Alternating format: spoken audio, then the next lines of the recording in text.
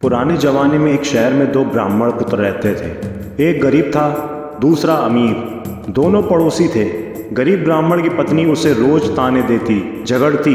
एक बार एकादशी के दिन गरीब ब्राह्मण पुत्र घरेलू झगड़ों से तंग आकर जंगल की ओर चल पड़ता है, यह सोचकर कि जंगल में शेर या कोई मांसाहारी जीव उसे मारकर खा जाएगा। उस जीव का पेट भर जाएगा और मरने से वो रोजमर्रा की घरेलू झिकझिक से मुक्त हो जाएगा। जंगल में जाते ही उसे एक गुफा नजर आती है। वो गुफा में जाता है। गुफा में एक शेर सोया होता है और शेर की नींद में खलल ना पड़े इसके लिए हंस का पहरा होता है। हंस जब दूर से ब्राह्मण पुत्र को आता देखता है तो चिंता में पड़ सोचता है, ये ब्राह्मण आएगा, शेर जागेगा और इसे मार कर खा जाएगा।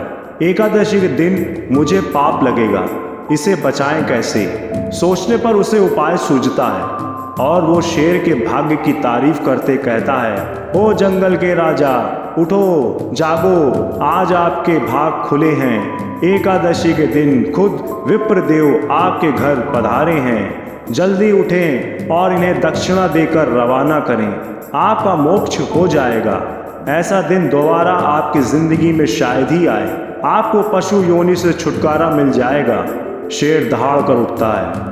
हंस की बात उसे सही लगती है और पूर्व में शिकार मनुष्यों के गहने वो ब्राह्मण के पैरों में रख शीश नवाता है, जीभ से उनके पैर चाटता है। हंस ब्राह्मण को इशारा करता है कि विप्रदेव, ये सब गहने उठाओ और जितना जल्द हो सके वापस अपने घर जाओ। ये सिंह है, कब मन बदल जाए। ब्राह्मण बात समझकर घर लौट जाता है। उधर पड़ोसी अमीर ब्राह्मण की पत्नी को जब सब पता चलता है तो वो भी अपने पति को जबरदस्ती अगली एकादशी को जंगल में उसी शेर की गुफा की ओर भेजती है।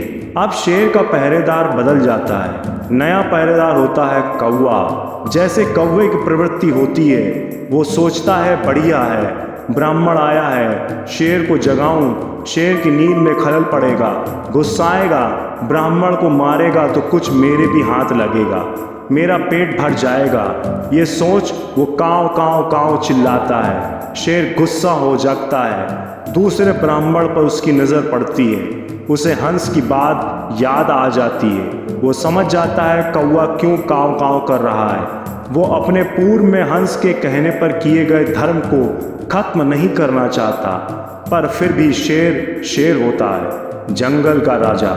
वो दहाड़कर ब्राह्मण को कहता है, हंस उड़ सरोवर गए और अब काग भय प्रधान। अर्थात हंस जो अच्छी सोच वाले, अच्छी मनोवृत्ति वाले थे, उड़ के सरोवर यानी तालाब को चले गए हैं और अब कौवा प्रधान पहरेदार है जो मुझे तुम्हें मारने के लिए उकसा रहा है। मेरी बुद्धि घूमे उससे पहले ही हे ब्राह्मण यहाँ से चले जाओ। शेर किसी का जजमान नहीं हुआ है, वो तो हंस था जिसने मुझ शेर से भी पूर्ण करवा दिया। इस पर दूसरा ब्राह्मण सारी बात समझ जाता है और डर के मारे तुरंत प्राण बचाकर अपने घर की ओर भाग जाता है। कहने का तात्पर्य है मित्रों, यह कहानी आज के परिप्रेक्ष्य में भी सटीक बैठती है। हंस और कौवा कोई और नहीं, हमारे ही चरित्र हैं। कोई किसी का दुख देख दुखी होता है और उसका भला सोचता है, वो हंस है। और जो किसी को दुखी देखना चाहता है, किसी का सुख जिसे सहन नहीं होता, वो कौवा है। जो आपस में मिलजुल, प्रेम, भाईचारे से रहना जानते हैं, वे हंस प्रवृत्ति के हैं। जो झगड़े कर एक दूसरे को मारने, लूटने की प्रवृत्ति रखते हैं, वो कौवे की प्रवृत्ति के हैं। दोस्तों, आपको ये कहानी कैसी लगी कमेंट करके ज़रूर बताइएगा।